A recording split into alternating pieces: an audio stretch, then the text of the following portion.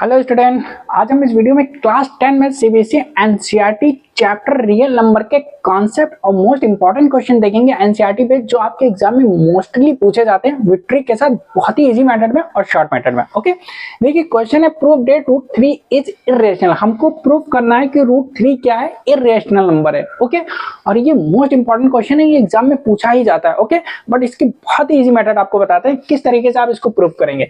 देखिए क्वेश्चन आपसे कह रहा है कि प्रूव करिए √3 क्या है, इरेशनल नंबर है। ओके, बट हम क्या करेंगे, हम √3 को लेट कर लेंगे कि ये क्या है, रेशनल नंबर है। ओके, तो पहला स्टेप आप क्या करेंगे, लेट √3 बी रेशनल।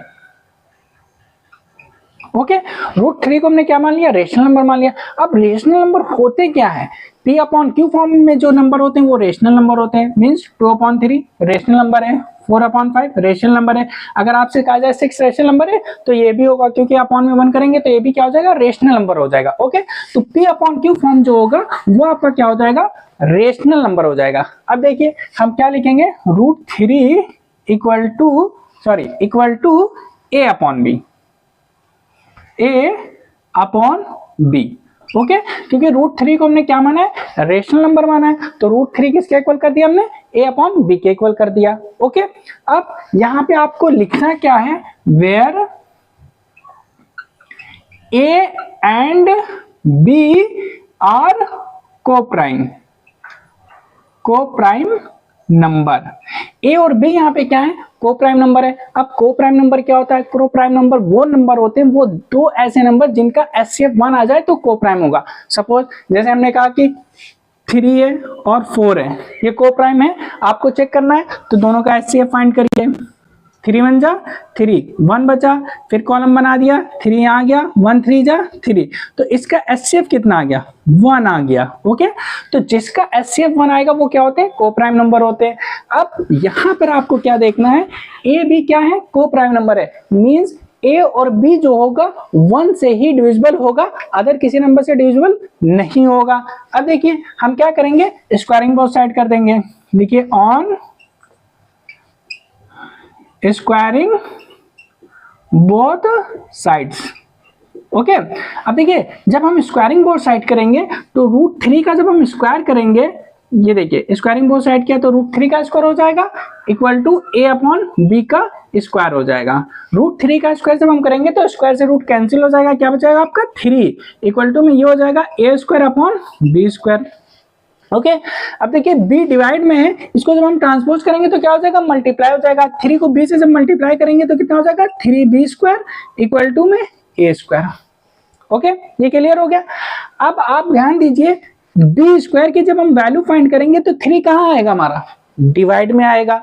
3 डिवाइड में आएगा, मीन्स 3 जो है वो डिवाइड्स कर रहा है किसको, A² को। फिर समझ लीजिए अगर हम B² की वैल्यू निकालते हैं तो A²/3 आएगा कि नहीं आएगा, तो 3 डिवाइड्स कर रहा है किसको, A² को। तो यहाँ पे आप एक छोटा सा स्टेटमेंट लिखेंगे, 3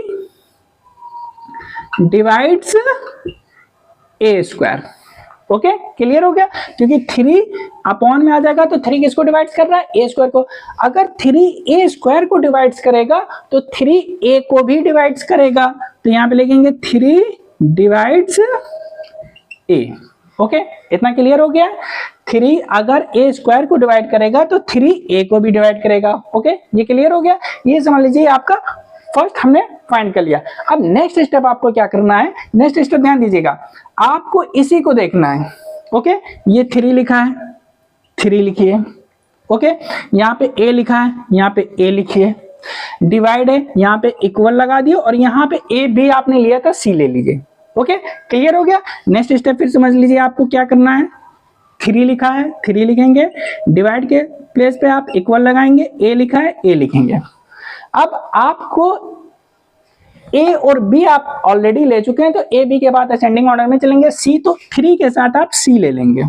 ओके, तो A इक्वल टू में आप क्या ले लेंगे, 3C, और A इक्वल टू 3C की वैल्यू आप इसमें पुट कर देंगे। ओके, अब आप इसमें पुट कर दीजिए, इसको मान लेते हैं फर्स्ट इक्वेशन मान लेते हैं।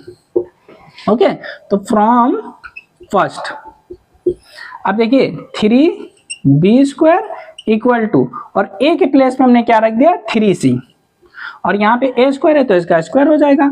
अब देखिए 3b स्क्वायर इक्वल टू में कितना हो जाएगा 3 3 9, और ये c स्क्वायर हो जाएगा। ओके, अब देखिए इसको यहाँ पे सॉल्व करते हैं और आगे ये स्टेप हम फिर कॉपी कर रहे हैं। 3b स्क्वायर इक्वल टू में 9c स्क्वायर है आपका। ओके, 9c स्क्वायर है। अब ये बताइए ये दोनों किससे डिविजिबल होंगे, 3 से डिविजिबल हो जाएंगे, या b स्क्वायर इक्वल टू में हम आपसे कहें तो 9c स्क्वायर अपॉन कितना हो जाएगा 3 हो जाएगा, 3 3 9, तो b स्क्वायर इक्वल टू में कितना आ गया 3c स्क्वायर आ गया।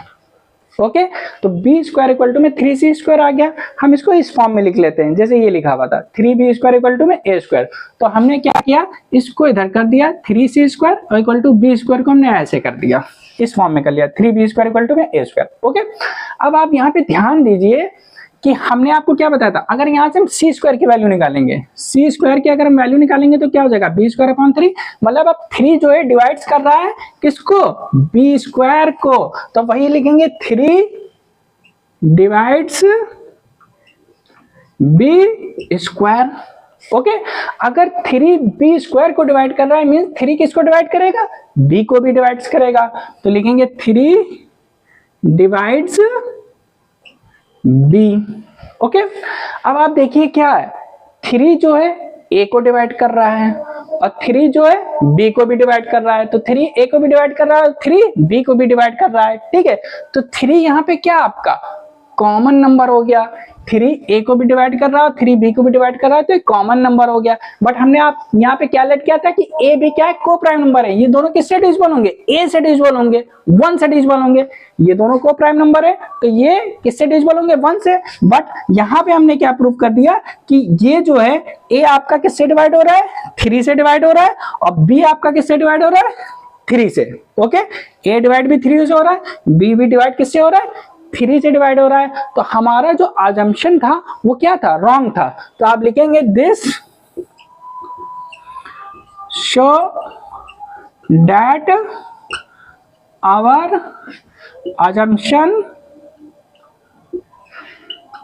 is incorrect। ओके, तो हमने जो लेट किया था वो क्या हो गया इनकरेक्ट हो गया।